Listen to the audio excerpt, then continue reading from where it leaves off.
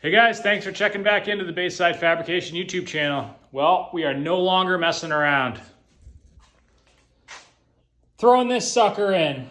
This is my cylinder support system, fully built bottom end, pistons, rods, cylinder support ring, O-ringed head, all done, ready to party, rated for 900 horsepower.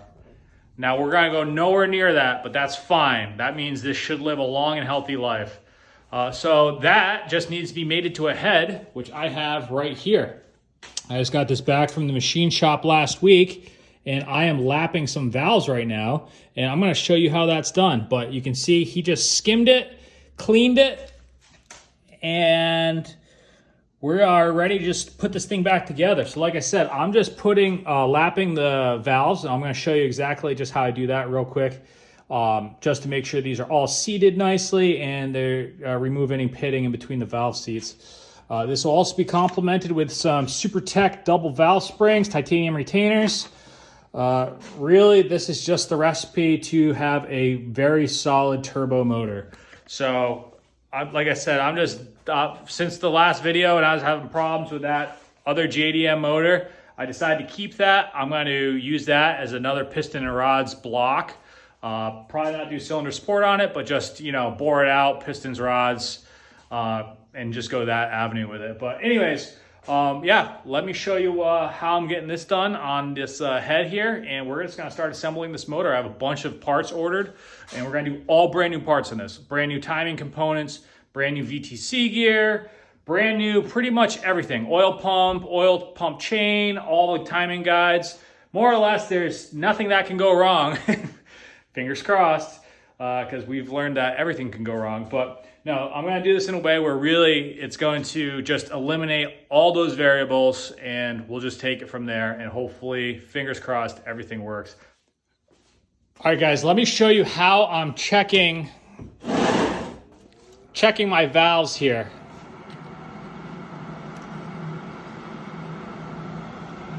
Now, this is to check and clean. I already have them all cleaned. I did this last night, but I just want to show you exactly what I'm doing. So to check for straightness, essentially, I'm just throwing them in the lathe, spinning them,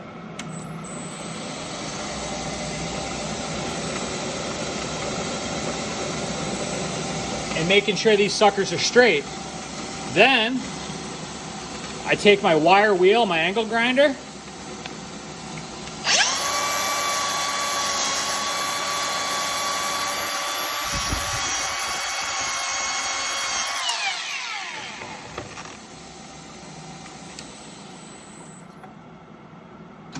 like I said, I already did this last night, so there's no point in going crazy with it. But to knock off all the crud and carbon buildup and everything, that's exactly how I got these stock valves clean.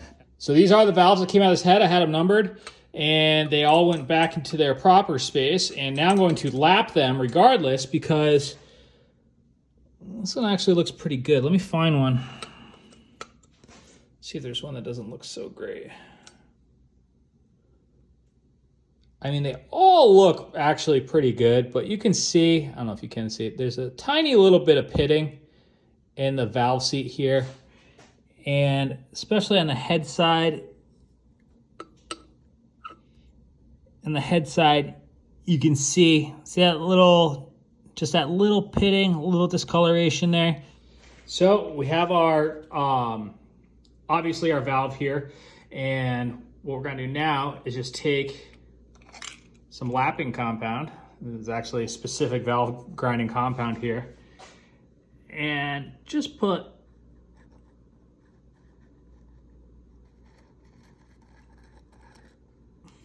a thin layer on the valve itself. Then we're going to oil up the valve stem so we don't have any, dry friction type situation. We're now going to place the valve into the head with the compound. Now what I have here is a rubber hose on a just a 1/4 inch bit.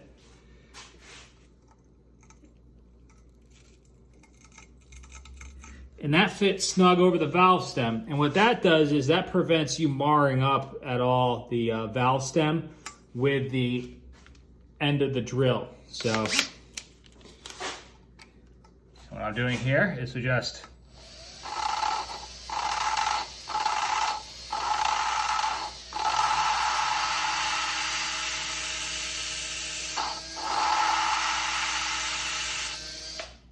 any valve grinding material, and then just visually inspect, make sure everything looks like it got a quick little cut on it and looks good. I am going to test these by filling them filled with ethanol or gasoline or whatever, and making sure nothing leaks out once I have my valve springs in. And then just because I'm OCD, it's actually buffing compound like you would use to buff your paint. And I just do one more session with the buffing compound, because this is equivalent to, I believe, like 2000 grit. And this just gives it, pulls out any kind of scratches that might be left. So that's it. Got this one done. Just gonna work my way across and then do the exhaust side. And that's really it, guys. I'm not gonna overcomplicate this or get super crazy. I was going to go import and polish the head and all that stuff, but for the sake of time and just added variables, I know a stock head works. With it being turbocharged, it's gonna flow plenty of air. This is a K24A2, so this is a head I had refurbished off one of the junkyard motors. RBB, what is this, a 2? Yeah, this is an RBB2 head. And yeah, that's what we're doing. Okay guys, getting around to installing my dual valve springs. And I just want to show you how we're doing this. So it's a very simple process. These are SuperTech dual valve springs, titanium retainers, blah, blah, blah. So first off is I have our bottom retainer here, which I've been coating with some oil. I'm just kind of put this one dry just so we can show you how to do it. So a little light coat of oil, because a little oil certainly won't hurt. And then you pop on your valve seals. Now these are SuperTech valve seals, and you can see, here's one installed. You can see how these are blue. The blue ones go on the exhaust side, and these brown ones go on the intake side. They're just two different compounds for the rubber, because the exhausts get hotter, obviously. So note that if you're doing this, blue on the exhaust, brown on the intake. So what you do is you pop your bottom retainer on, put on your valve seal, which I don't have it on this one yet, but just to show you how quickly the assembly goes. You got your inner spring, outer spring, and then you have your titanium retainer cap. And then you have to compress them. So I actually made this compression tool just out of some scrap metal I had, and super easy to do. So what I did was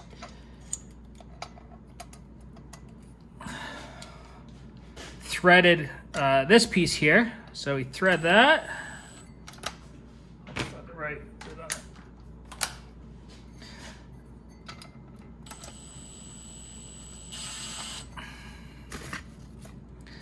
Now you can buy these cheap online. I mean, they're like 30 bucks, but you know, I had the scrap laying around, so I just made it real quick.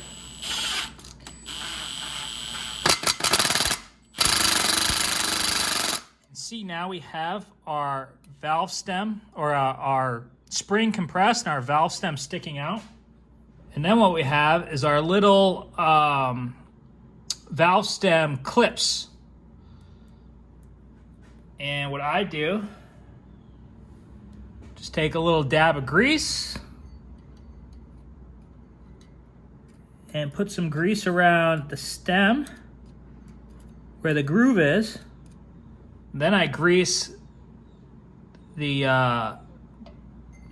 retaining clip here. I go and clamp it with my needle nose so it doesn't come apart. There it is. Easy as that.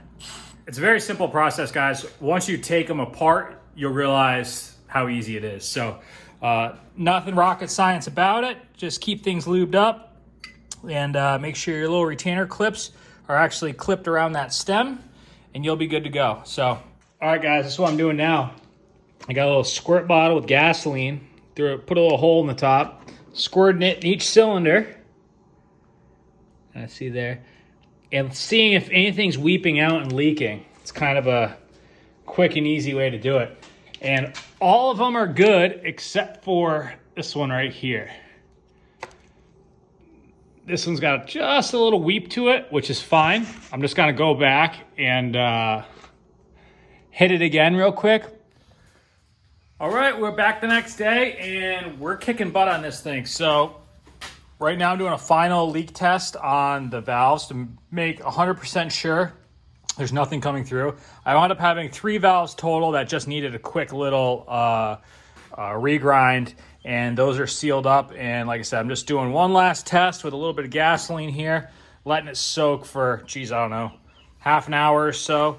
And in the meantime, I am milling down our oil pump to fit the KA block. So this is the Type S pump. And you just have to mill out approximately a 1/2 inch of the center section here to fit the block.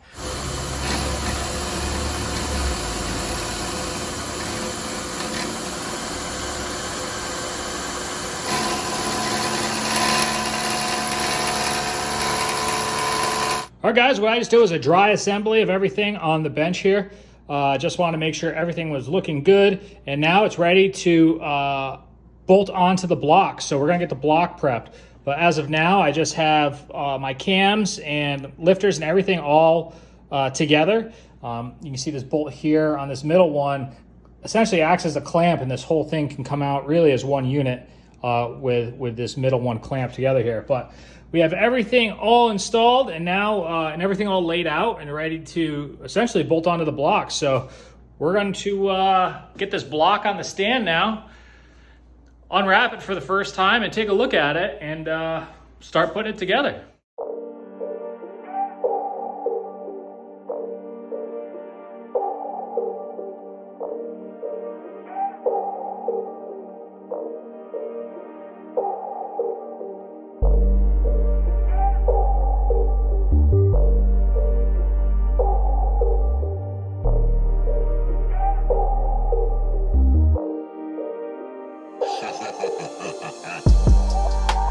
Sure is pretty. Yeah, that's a nice piece here. We're just gonna squirt just a little bit of lightweight oil down the cylinders just to kind of lube up the cylinder wall a little bit, because these are as dry as can be.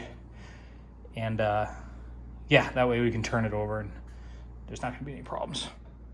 All right, got some beefy rods in there. All right, so we have our ARP head studs here, and we're going to install these right now and get the head bolted on. We have a stock head gasket that we'll be using. With these studs, it says just to hand tighten them into the block, and you can use a thread locker if you wish to make them pretty much permanent. And if you do use thread locker, you just have to bolt the head on before the thread locker dries. So we're just going to do that. We're going to do a dab of thread locker. Online, it says to torque these down to 10 foot-pounds going into the block. It says hand tight on the instructions, so we're just going to kind of meet in the middle and just give it a little hand tighten into the block, and then we'll put the head on and torque them down. So should be a pretty straightforward process here.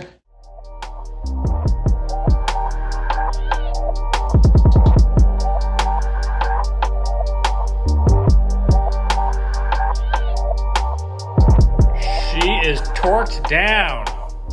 Apologize for not filming it, but I needed the torque sequence, which was on my phone for the heads, and I couldn't film and do that at the same time. So either way, it's nighttime now. Had to pick the kid up from school, and yeah, here it is. So we're ready to put the cams and the rockers back on, and everything is good. So now it's time to get the cams and all this on, and we'll torque those down and all that fun stuff. So once it goes quick, guys.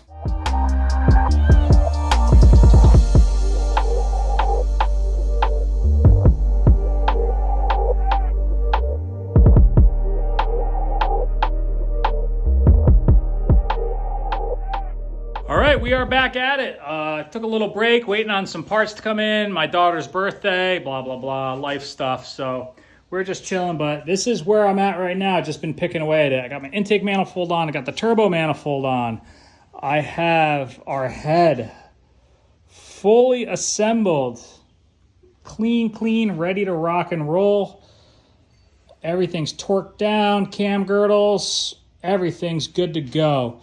I was waiting on some timing components, which I finished up today, so I just want to do this, just go over this with you guys just real quick, just because it'll give me peace of mind if I ever have to look back at it in the future if there's a problem. But we have our timing set, so you can see we are at, our markers here are lined up. Our dots here are in between our gold links on the chain. This is pinned, or was pinned in the back at top dead center.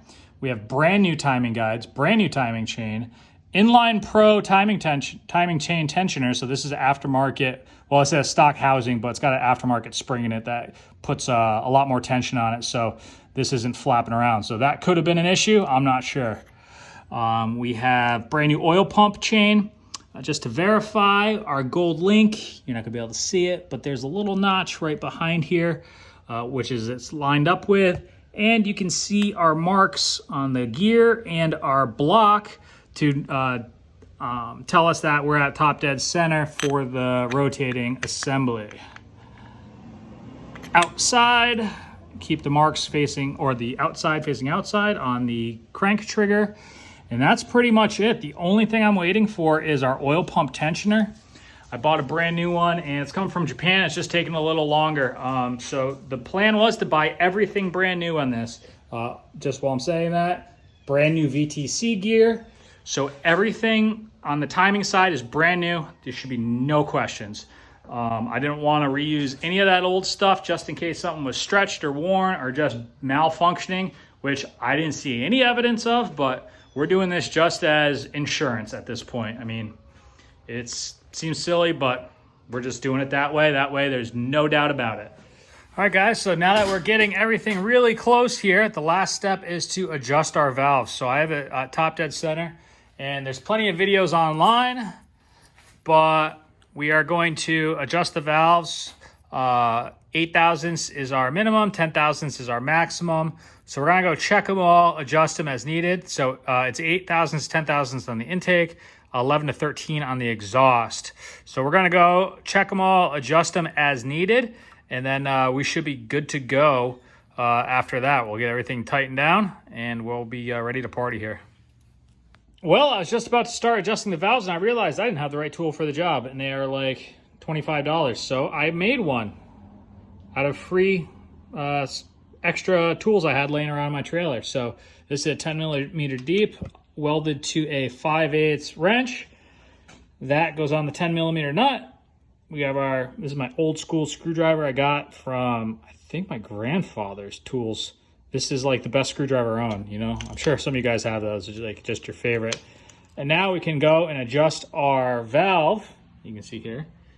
We can crack the nut free, adjust it to where we need it, tighten it up, and keep that center adjustment piece nice and tight. So like I said, this does the same exact thing as you would spend, I don't know, I think they're like 25, 30 bucks on, and I got it made in about 3 minutes with spare parts I had laying around. So little things like this, very easy to do. Why spend the 30 bucks when you can just make something yourself out of parts that you have laying around, you know? So I like to do things like that when I can. Here we are, a familiar sight. Jack the car up, going back in. Fully built motor. Rebuilt transaxle with our limited slip. Guys, I almost don't even want to put this back in because I'm so anxious to start it, but it's going and we're doing it. But I've been almost dragging my feet on it because it's just been one of those things where I almost don't even want to know. It's just gonna go bad, but fingers crossed we did everything right this time, boys. All right, guys, my oil pump chain tensioner is coming in tomorrow. So I'm at the very end stages here. Now what I have to do is prime the oil pumps, or the whole engine actually. So to do that, I came up with an idea that I think is gonna work pretty well. So let me show you what I got going on. we got the pan removed, right? This is a spare chain that I had from an old oil pump. So I cleaned it off and everything, make sure it's good. Then I took an old oil pump shaft, knocked it out of the housing, cleaned it as well. And let's see if I can do this one-handed. There we go. Now I have an oil pump. We will manually crank the oil pump over and get oil flowing through the whole engine. Now it's gonna make a mess underneath, which is okay. I'm gonna lay down some plastic, and I assume I'm gonna lose a few quarts of oil here, but that's fine. And then once we confirm that there's oil pressure building, I'll do that a few times and then slowly turn the motor over. That way all of our bearing journals and everything are fully lubed in every way. So we'll see how much oil pressure it builds, but this is mainly to make sure it doesn't run dry for that split second. I haven't really seen anybody do this with a K-Series. There's easy ways to do it with like small block Chevys and stuff, where you essentially have an extension and you just turn the nut or turn the pump by hand. But yeah, I haven't done it with the K-Series before, but I figure since it's a fresh build, it's kind of the right way to do it. The other way to do it would be to pull the plugs and then turn the motor over by hand, which we'll do after we prime this as well. So we'll make sure there's plenty of oil in this motor that's going through everything, so there's no chance that it has any kind of dry starts under its belt. So that's the best I can do, I think, and I think it's gonna work just fine. So I already got some oil through, but nothing came down the galleys or anything yet, so show you guys. Whoops.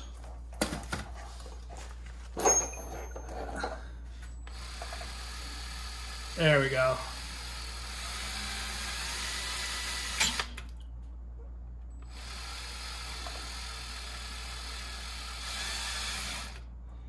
Okay. So now I got oil up in the head.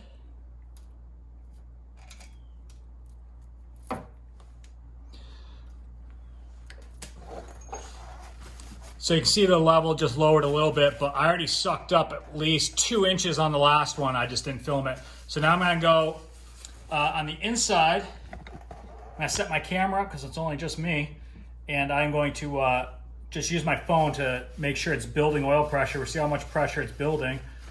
But you can actually see I got oil coming out the turbo drain and stuff too. So this is pretty, it's working. All right, let's see if we make any oil pressure.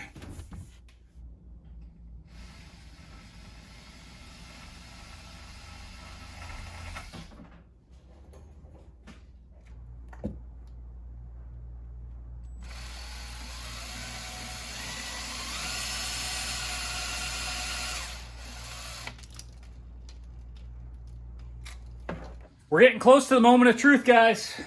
We are just about to do the first fire. Now, there's a whole break-in procedure I have to do, but I'm leaving everything disconnect right now. No cooling or anything like that, just in case something goes sideways on me. I don't have to take apart half the car to make it happen. So I'm essentially going to just prime it without plugs in it on the starter motor, which I'll actually do right now.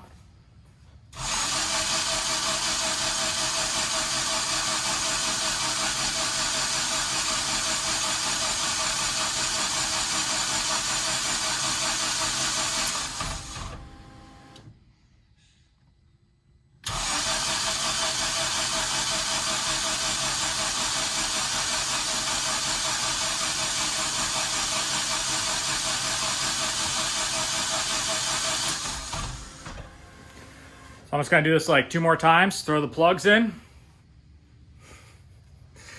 Fingers crossed.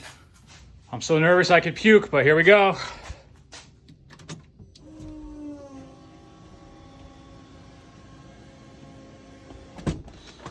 Just gonna keep an eye on this oil pressure.